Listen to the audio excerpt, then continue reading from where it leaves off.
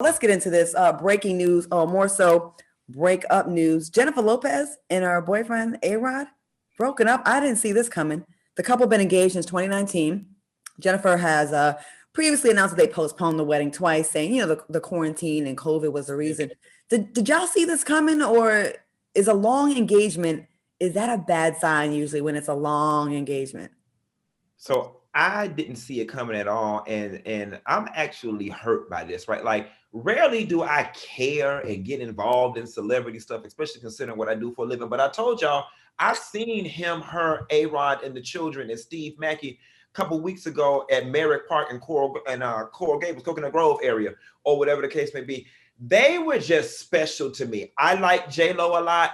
I really like A-Rod. There's just something about his energy that gives off, he's a good man, Savannah. You know what I'm saying? And she needs a good man. So this hurts me to know that they're breaking up.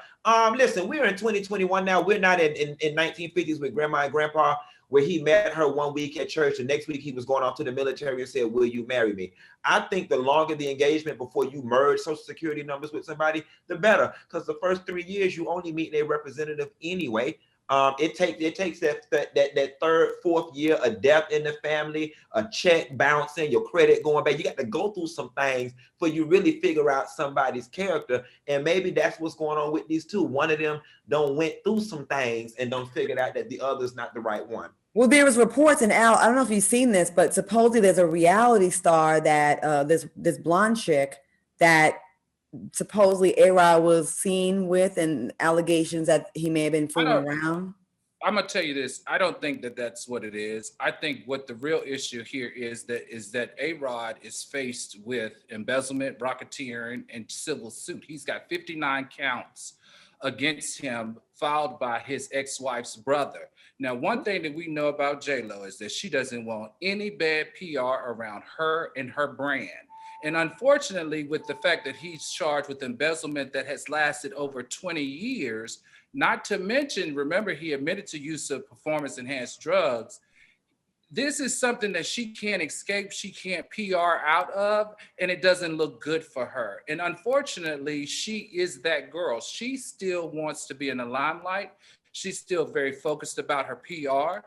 This doesn't feel right to her. And so there are a number of things that just aren't in making her feel comfortable. And I think that's why she's pulling the plug. On top of the fact that you got to remember, A-Rod has made his millions for a long, long time in sports. And he's ready to sit down and play with his kids and enjoy his kids' life. As she says, she enjoys the life of being on 150 every day. He's not into that anymore. And as you know, Claudia, I went to J-Lo and Mark Anthony's wedding. I was there at that wedding.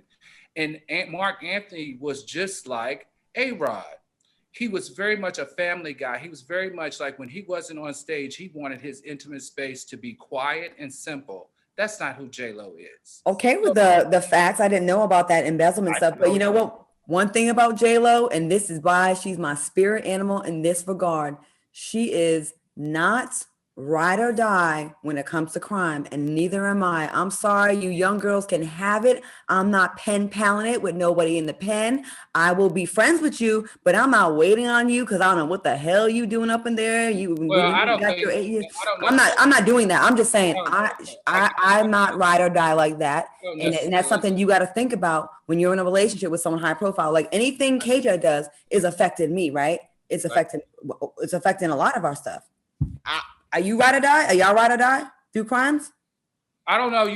I probably would be a ride or die, but I mean, you got to understand, this isn't her first marriage. This isn't her first engagement. She has a long list of men, successful men that she's been able to be engaged with and be married to that just don't last. So I think this has something to do more than with embezzlement or something going wrong. I feel like it could be something that she's struggling with that maybe, as she mentioned, doing therapy was very helpful. She probably should explore it a little bit more. Hugh, what do you think?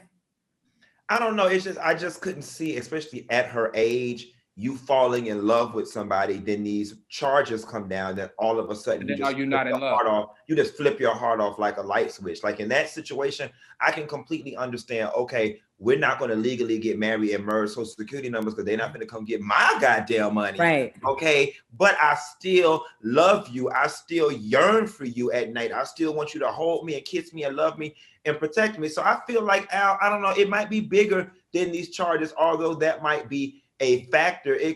J-Lo also strikes me as the type with her dating history that she gets bored. You know what I'm saying? And maybe it's just as I just simple. think, she just conveniently got bored when these charges came along. I think we know what this is, and we just don't want to say it. I think that she is a woman that protects her brand at all costs, in front of love, in front of whatever. And I think that's what we're seeing right now. Do you not think her brand could withstand any bad press that he's going to get?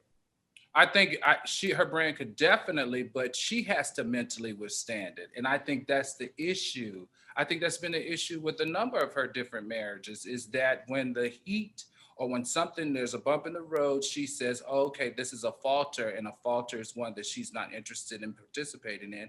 And she exits stage left. And it also could be a combination of the rumors that we've heard that are out there about this other woman, plus the embezzlement, plus a long engagement. It could be a combination of things. I don't think she's not used to men cheating on her. Look at the history of the guys that she has dated. She's used to men cheating on her. In fact, she is expecting it because of the industry she's in and the people that she's with. I don't think this has anything to do with a cheating woman. You think that J-Lo is okay with men cheating on her? I think at that level, she's probably like, how you gonna cheat on me? I agree with Claudia. I think at this level, J-Lo's, the Beyoncés of the world, the Rihannas, they're the prize. Ain't no man cheating on J-Lo. What?